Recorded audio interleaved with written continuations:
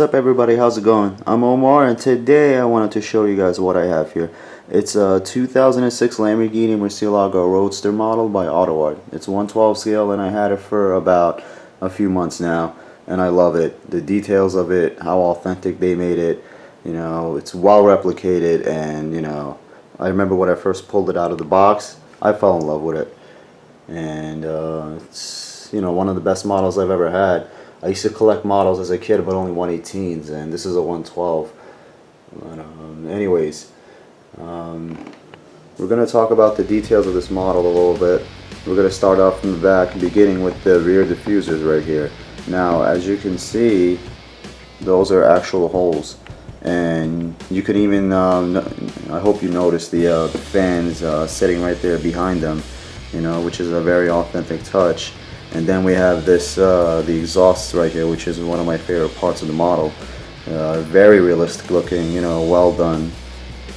The taillights are done really well. And let me show you some of the details up close. You know, a bunch of pieces there. Moving on to the emblem. You know, it's not just a sticker pasted onto the car. And if you notice, the last two letters have fallen off, so it actually says Lamborghini, not Lamborghini. And this rear wing right here, it pops up at certain speeds on the actual car, the doors. What's really cool about them is that they have actual locks on them.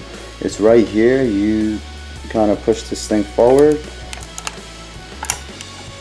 There we go. And then the door goes up. Now the thing is, this hinge right here, also a very realistic touch. You know, it looks no different than the one on the actual car. It holds the door up, but sometimes it doesn't work too well. It falls right back down, so you kind of have to snap the door into place as you lift it all the way up. Otherwise, it's going to fall right back down onto the body of the car. It's going to chip off the paint, you know, by hitting the sides right here. This piece here is actually where the door snaps into when it locks, which is really cool. Moving around to the side, to the rear wheel. Now, one thing that I'm not very satisfied with the model is the tires. You know, from the side, they're not very realistic looking. The treads are authentic though, I gotta say. I really love the wheels of this model. The rotors, they're so well replicated, as you can see.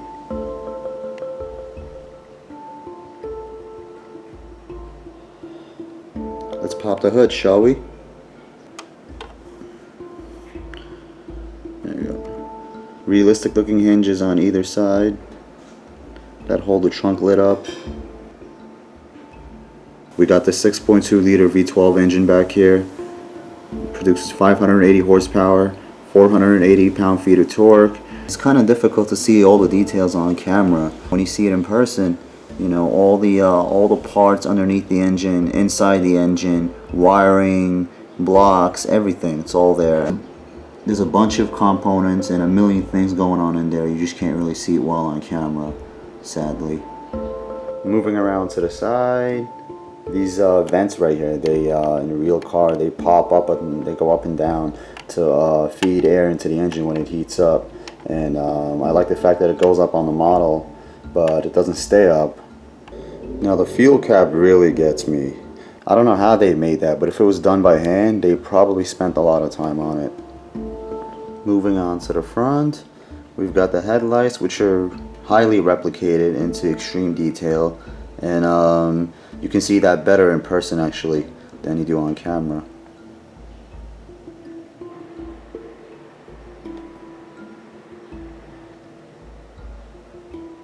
We've got here actual fabric seat belts.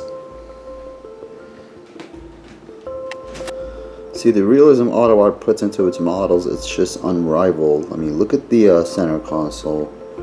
That gear shift assembly, oh god, you gotta love it. The way they made all these buttons look, and they have actual writings on them. I mean, you can't really see them on camera. If I get too close, then it's gonna blur out the image, but you know, there's actual writings and labels on the buttons, which is really awesome. Now the floor of the car, there's actual carpeting, as you can see, And also the mats right there, you can see the floor mats. And when you feel the floor mats, it's just actual rubber. And realistic carpeting right there. There's a transparent plastic covering the gauges of the instrument cluster, which gives it a realistic touch. Now another thing I love about this model are those speakers. I mean, look at them. Those are actual holes in them, and the components are really there. They're inside. You can see them through the holes. Look at that pedal assembly there. Looking nice. That's one of the things that make the model really expensive, other than, you know, aesthetic details and authenticity. It's just also all the internal parts. So it's an amazing piece, and I love it. It's just the details on it. They look better in person than they do on camera.